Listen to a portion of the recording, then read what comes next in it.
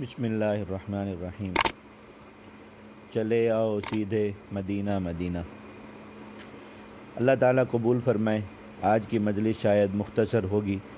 قربانی شریف کا زمانہ قریب ہے۔ اللہ کرے وبا کی آڑ میں اس عظیم عمل میں کوئی رکاوٹ نہ آئے۔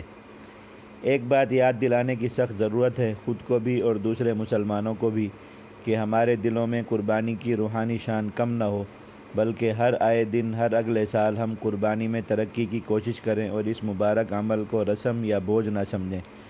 بہت سے فتنے سرگرم ہیں۔ کوئی قربانی سے باقاعدہ روکتا ہے، کہتے ہیں کہ یہی پیسے کسی غریب کی مدد میں خرچ کر دیں۔ یہ لوگ بہت ظالم ہیں، یہ عقل کے دشمن اور دل کے اندھے ہیں۔ ان کو اللہ تعالیٰ کی محبت سے کوئی غرض نہیں، کوئی تعلق نہیں۔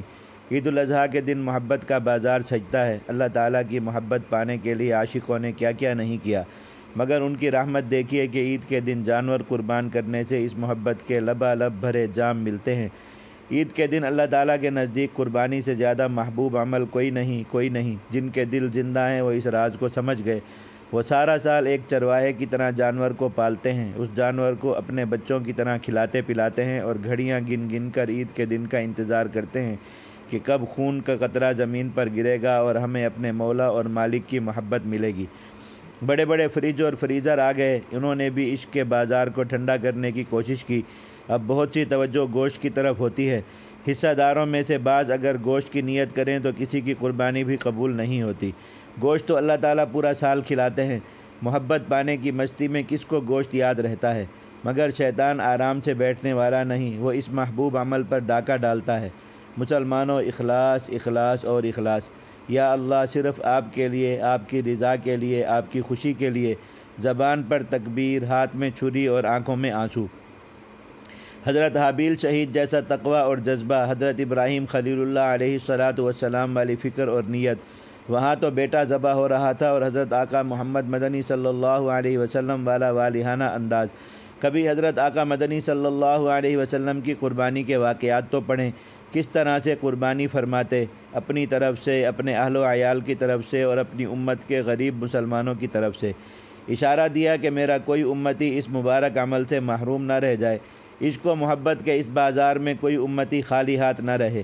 امت مسلمہ کے غریبوں کو مبارک، صد مبارک کہ ان کی قربانی حضرت آقا مدنی صلی اللہ علیہ وسلم نے پہلے ہی ادا فرما دی ہے اور وہ یقیناً قبول بھی ہو چکی ہے۔ موبائل اور سوشل میڈیا کا فتنہ جوں بڑھتا جا رہا ہے، مسلمانوں کے روحانی جذبات کمزور ہوتے جا رہے ہیں۔ اب بہت سے لوگ قربانی کرتے نہیں، صرف بھگتاتے ہیں، بس گلے سے ذمہ داری اتر جائے۔ ارے بابا، مال بھی اللہ نے دیا ہے، جانور بھی اللہ تعالیٰ نے پیدا فرمائے، ہم نے کون سا اپنے یا اپنی اولاد کے گلے پر چھری چلانی ہے؟ اتنی آسانی فرما دی اللہ تعالیٰ نے۔ پھر بھی اگر ہم محبت کے اس بازار سے محبت کے لازوال جام نہ بھر سکے تو کس قدر محرومی کی بات ہے۔ مہربانی کریں، ایک بار قربانی کے فضائل والی احادیث دوبارہ پڑھ لیں۔ ایمان کو ہمیشہ تجدید اور تازگی کی ضرورت ہوتی ہے۔ اللہ تعالیٰ کی رحمت اور محبت پانے کا بہت بڑا موقع آنے والا ہے۔ معلوم نہیں یہ ہماری زندگی کا آخری موقع ہے یا مزید مواقع بھی ملیں گے۔ ہمیں چاہیے کہ اس بار قربانی مکمل ایمانی روحانی جذبے سے کریں۔ اس میں ایک ایک سنت اور محبت کی ایک ایک ادا کو تازہ کریں۔ کچھ نوٹ توڑنے پڑیں تو توڑ دیں، کچھ بیچنا پڑے تو بیچ دیں۔ مکمل محبت اور دلچسپی سے جانور خریدیں، ان کی خدمت کریں، ان کا اکرام کریں اور ابھی سے عید کا انتظار کرنا شروع کر دیں۔ ایک ایک دن گن کر، ایک ایک رات گن کر قربانی ذبح کرنے کی خود مشق کریں تاکہ یہ سنت اپنے ہاتھوں سے ادا ہو۔ یہ ممکن نہیں تو اچھے دیندار قصائی ابھی سے رابطے میں لیں۔ چھریاں اچھی اور تیز خریدیں تاکہ جانور کو تکلیف نہ ہو۔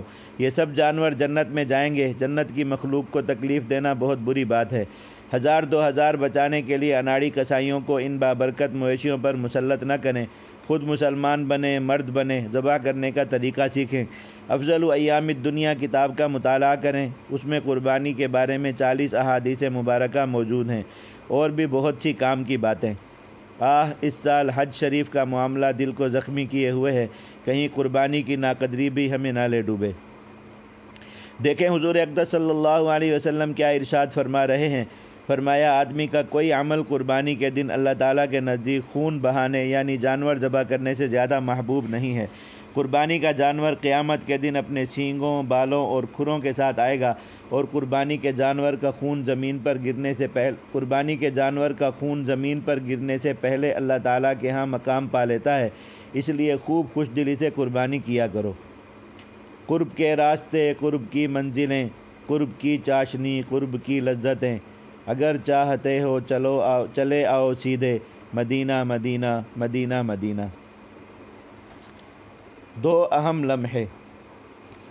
لمحے بہت اہم ہیں، ایک جب کوئی روح زمین پر ظاہر ہو، اور دوسرا جب کوئی روح اللہ تعالیٰ کی رضا کے لیے کسی جسم سے نکلتی ہے۔ پہلا لمحہ بچے کی ولادت کے وقت ہوتا ہے، ایک نئی روح زمین پر ظاہر ہوتی ہے۔ یہ روح اگرچہ ماں کے پیٹ میں ہی بچے میں منتقل ہو جاتی ہے، مگر اس کا ظہور ولادت کے وقت ہوتا ہے۔ یہ بڑا خاص لمحہ ہوتا ہے، اس وقت دعائیں بہت قبول ہوتی ہیں، اور اس وقت بڑے بڑے فیصلے زمین پر اترتے ہیں۔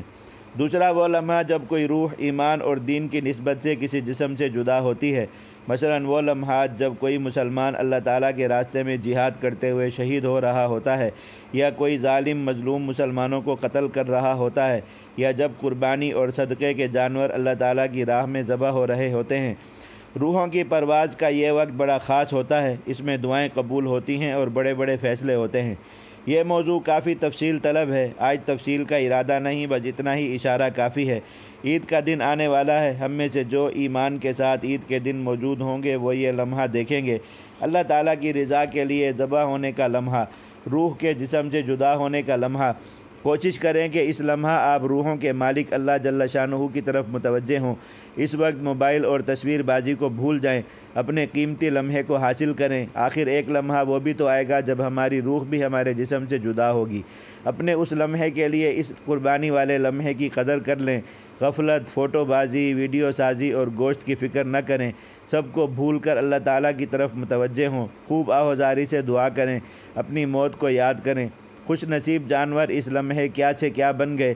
کل تک وہ گائے، بیل اور بکرا دمبا تھے، مگر انہوں نے گردن پیش کی، ذبح ہوئے ایک اللہ کے لیے، اللہ تعالیٰ کے نام پر، تو اب ان کا نام قربانی پڑ گیا، اللہ تعالیٰ کے قرب کا ذریعہ اور وسیلہ۔ دیکھیں ایک جانور کہاں سے کہاں پہنچ گیا، اب اس کی قدر و قیمت بڑھانے کے لیے اللہ تعالیٰ کا ایک پورا نظام سرگرم ہو گیا۔ اس جانور کے جسم پر لاکھوں کروڑوں بال ہوتے ہیں، یہ سب ریکارڈ میں آ گئے۔ قربانی کرنے والے کو ان کے برابر نیکیاں عطا ہوئیں، اور حکم فرما دیا گیا کہ ان بالوں سمیت یہ جانور قیامت کے دن زندہ ہوگا اور قربانی کرنے والے کے کام آئے گا، حتیٰ کہ اس کے وہ اعضاء جو کسی کام نہ آئے، کھر، سینگ وغیرہ، وہ بھی کسی مخفی نظام میں محفوظ رہیں گے اور اس جانور کو واپس لوٹائے جائیں گے۔ اندازہ لگائیں کیسا عظیم محبت اور اکرام والا لمحہ ہوتا ہے۔ بس 2 منٹ کا یہ وقت قیمتی بنا لیں، اپنی قربانی پر حاضر رہیں، بار بار اپنی نیت کو تازہ کریں کہ یا اللہ یہ سب کچھ آپ نے دیا اور اب آپ ہی کے لیے قربان ہے۔ مالک الملک کی محبت کا فائدہ اٹھا کر اس وقت اپنے سارے گناہ بخشوا لیں، اپنی اصل اور عارضی حاجات پوری کرا لیں۔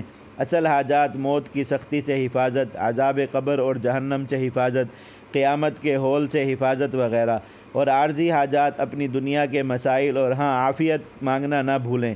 ہم دنیا و آخرت میں عافیت کے بے حد محتاج ہیں، بہت محتاج۔ بسا دے دلوں میں مدینہ مدینہ، رچا دے لہو میں مدینہ مدینہ، محبت میں دنیا کے اندھے پڑے ہیں، دکھا دے دلوں کو مدینہ مدینہ۔ ایک اہم نکتہ، بہت سے لوگ جہاد اور عافیت کو ایک دوسرے کا مقابل سمجھتے ہیں۔ ان کا خیال ہے عافیت مل جائے تو جہاد سے جان چھوٹ جائے گی، یعنی عافیت کا مطلب ہوا جہاد سے دوری۔ استغفر اللہ استغفر اللہ۔ یہاں پہلی بات یہ سمجھیں کہ حضور اقدس صلی اللہ علیہ وسلم نے منبر پر کھڑے ہو کر روتے ہوئے، آنسو مبارک بہاتے ہوئے اپنی امت کو تلقین فرمائی کہ اللہ تعالیٰ سے عفو یعنی معافی اور عافیت مانگو۔ حضرات محدثین کرام لکھتے ہیں کہ آپ صلی اللہ علیہ وسلم کو دکھایا گیا کہ آپ کے بعد آپ کی امت کیسے کیسے فتنوں کا شکار ہو جائے گی، کس طرح سے دنیا کی محبت میں پھنس جائے گی اور مال و عہدے کی حرص میں کس قدر مبتلا ہو جائے گی، تو اس پر آپ صلی اللہ علیہ وسلم غم سے رو دیے، اور آپ نے اس کا علاج یہ تجویز فرمایا کہ اللہ تعالیٰ سے کثرت کے ساتھ معافی اور عافیت مانگا کرو۔ عافیت دراصل وہ طاقتور ڈھال اور حفاظتی لباس ہے جو اللہ تعالیٰ نے اپنے بندوں کے لیے تیار فرمایا ہے، اور جس بندے کو یہ لباس مل جائے وہ ہر طرح کے فتنوں، مصائب اور تکلیفوں سے محفوظ رہتا ہے۔ دین کے فتنے ہوں یا دنیا کے فتنے، آخرت کی مصیبت ہو یا دنیا کی مصیبت، ان سب سے بچاؤ کا لباس ہے عافیت۔ اس لیے عافیت کو دفاع الہی کہا جاتا ہے۔ جہاد سے محرومی بھی ایک عذاب اور فتنہ ہے، دین کے ایک فرد سے محرومی۔ اس لیے مسلمانوں کے لیے جہاد بہت بڑی خیر اور عافیت ہے۔ اور وہ حدیث جس میں آپ صلی اللہ علیہ وسلم نے فرمایا کہ دشمنوں سے ٹکرانے کی تمنا نہ کرو بلکہ اللہ تعالیٰ سے عافیت مانگو، وہ حدیث آپ صلی اللہ علیہ وسلم نے جہاد کے موقع پر ہی ارشاد فرمائی۔ دشمن بالکل سامنے تھے، جنگ تیار تھی۔ آپ صلی اللہ علیہ وسلم نے اپنے لشکر کو واعظ فرمایا اور اس میں یہ تلقین فرمائی اور ساتھ یہ بھی فرمایا گیا کہ اگر مقابلہ ہو جائے تو ڈٹ کر لڑو، بے شک جنت تلواروں کے سائے تلے ہے۔ اب آپ مقصد سمجھ گئے ہوں گے کہ جہاد میں عافیت کیا ہے۔ وہ یہ کہ دشمن غالب نہ آئیں، مجاہدین زخمی اور قیدی نہ بنیں اور مسلمانوں کو ہزیمت نہ ملے۔ اللہ تعالیٰ تو اس پر بھی قادر ہیں کہ عافیت کی دعا کی برکت سے دشمنوں پر ایسا رعب طاری فرما دیں کہ وہ لڑ ہی نہ سکیں اور ہتھیار ڈال دیں۔ قسطنطنیہ کی دوسری فتح کی حدیث میں ایسا ہی منظر بیان ہوا ہے کہ قرب قیامت میں مسلمان قسطنطنیہ پر حملہ کریں گے، وہ تکبیر کا نعرہ بلند کریں گے تو دشمن ان کے رعب تلے دب جائے گا اور 3 نعروں سے بغیر جنگ کے پورا علاقہ فتح ہو جائے گا۔ مجاہد کو بغیر تکلیف کے فتح ملے یا شہادت، یہ دونوں عافیت کی صورتیں ہیں۔ آج ہمارا دین بھی عافیت سے محروم ہے، مسلمان دینی فرائض سے محروم ہوتے جا رہے ہیں۔ دین سے محرومی بہت بڑی مصیبت ہے اور بہت بڑا وبال۔ قربانی کا معاملہ دیکھ لیجئے، ایک وہ وقت تھا کہ مسلمان پورا سال قربانی کی تیاری کرتے تھے اور قربانی کا انتظار، اور آج یہ وقت ہے کہ قربانی جیسے حکم اور قربانی جیسی نعمت میں بھی پہلے جیسا جوش، خوشی اور ولولہ نہیں رہا۔ ہم سب اللہ تعالیٰ سے عافیت مانگیں، دنیا کی عافیت اور آخرت کی عافیت، اور اس سال مکمل اخلاص اور مکمل خوش دلی سے قربانی کے عظیم اور مبارک عمل کا فیض حاصل کریں۔ معاف کر دے اے میرے رب غفور، عافیت دے یا عفو یا غفور۔ صدا ہے میرے رب جو دیتا ہے تجھ کو، غلام مدینہ مدینہ مدینہ۔ لا الہ الا اللہ، لا الہ الا اللہ، لا الہ الا اللہ محمد الرسول اللہ۔ اللہم صلی علی سیدنا محمد وآلہ وصحبہ وبارک وسلم تسلیما کثیرا کثیرا۔ لا الہ الا اللہ محمد الرسول اللہ۔